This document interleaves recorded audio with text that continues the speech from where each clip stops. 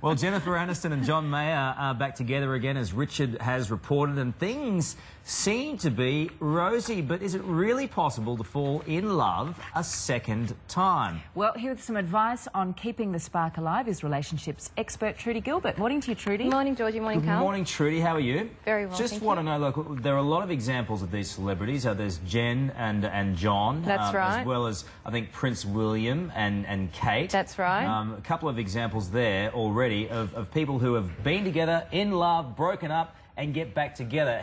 What goes on there? Okay, so couples who have this on-again, off-again relationship, they're addicted to the honeymoon phase. Ah. Now, that's the early stages of a relationship when everything is wonderful. You can't wait to see each other, you can't stop thinking about one another, and there's a very good reason for that. There's a physiological fact that your brain releases a chemical called phenylethylamine, which is PEA, known as dopamine, and that gives you that exhilaration. It gives you the increased blood pressure, accelerated heart beating, sweaty palms, so that when you're in the company of the person that you're attracted to, you feel all these things.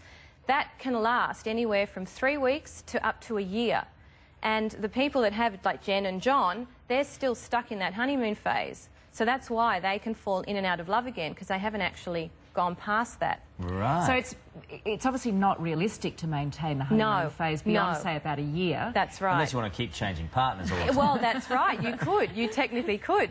So how do you keep things...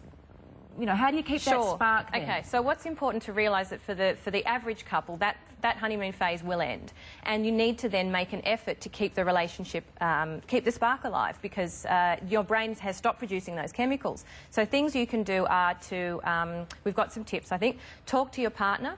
Really spend the time to reconnect and bond, like you did in the early stages of going out for dinner all the time and really having a good conversation. Stay connected through touch. Non-sexual touch is really important. So that's things like kissing your partner in the morning, giving them a hug or a playful pat or a pinch. Break the routine. Keep things interesting. Variety is the spice of life. Don't just fall into the routine of life, you know, working hard, kids, come home. And if you can, honeymoon yearly. This doesn't have to be expensive. It can just be going away somewhere romantic for a night. Well, if it's for a night, my tip would be that you have to quickly get into the mood of things. You know, like sometimes when you're on holiday, it can take a couple of days to relax and get into holiday mode. So if you're going away for just a romantic weekend, immediately get into romance. I reckon, you know, even a dinner, like, you know, we get so busy, don't we? Even just a dinner is really nice. Absolutely. Just finally, I mean, I've had friends in the past that have been just purely and utterly addicted to that honeymoon phase of a relationship, so they've subsequently gone from one to the next, to the next, to the next.